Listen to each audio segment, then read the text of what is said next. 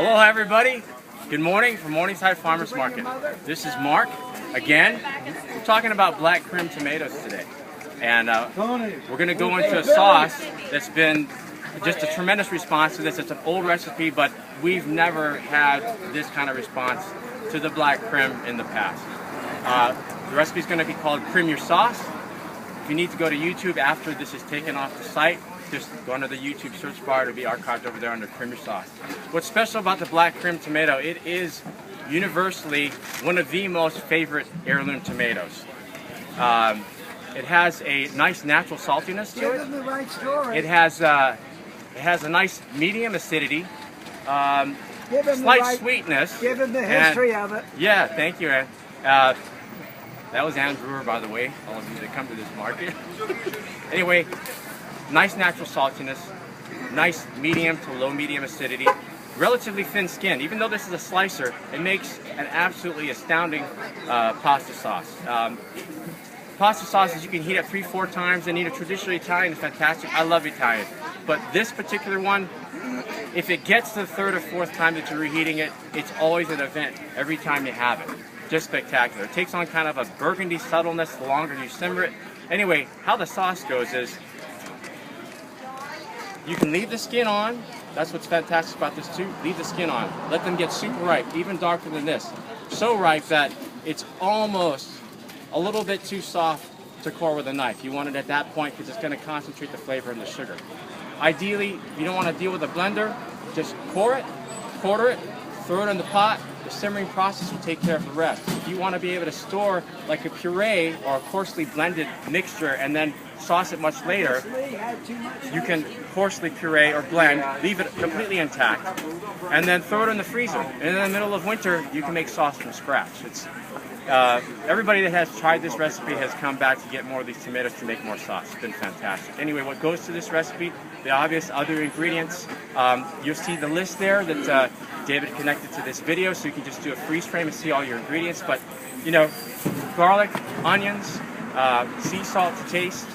At the very end, fresh Italian basil, maybe like the last 10 minutes. If you can get that, throw that in towards the end. If you can get sweet white corn, fresh, really that's the ideal. Difference is, it doesn't go in the pot with the sauce.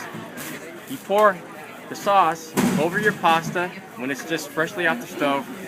Grate your sweet, fresh corn straight off the cob onto it with your Parmesan cheese. I think that's pretty much it. You want to have a simmer time of at least 2.5 to 3 hours. If you throw it in a crock pot, all the better. Just let it go all day. And like a fantastic stew, the more you simmer this, the better it's going to get.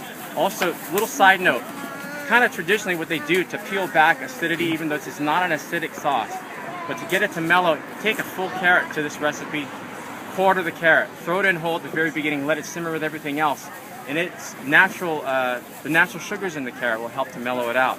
You want to take it a further step to make it mellower.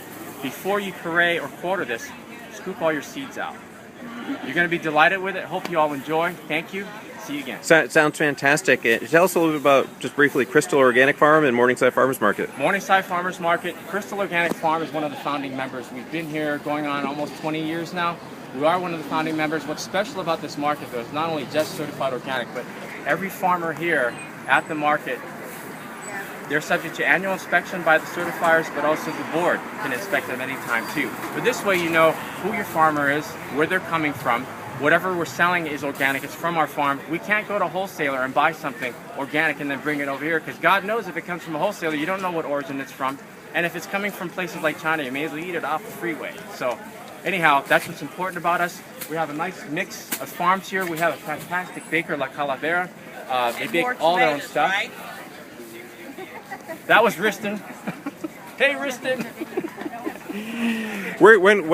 When should we come out to Morningside Farmers Market? Summer hours, 7:30 in the morning to 11:30. We're open all year. 52 weeks a year. Yes. Yeah, even during the winter. Last year we had that severe winter, and as long as the roads weren't completely iced over, if you could get here, we found a way to get open. There is a room downstairs in the back that we can put everybody in. It's a little bit tight, but it's fun too. But you're protected from the elements in there, and we can still have the market, and you can get fresh food. You want to show us, we got some tomatoes? Yeah.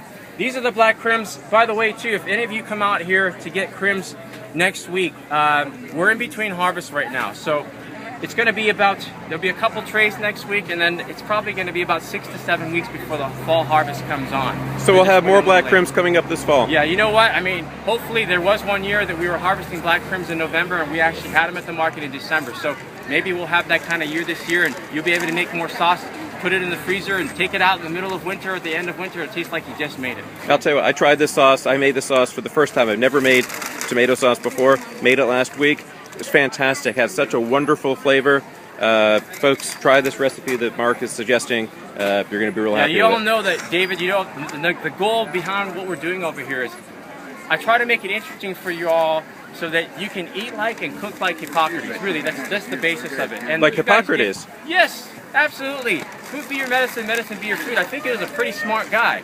Anyhow, the ideas that you guys come back to us with, we just try to put them all together and just feed them back to everybody else, because you can never have too much of that in this day and age.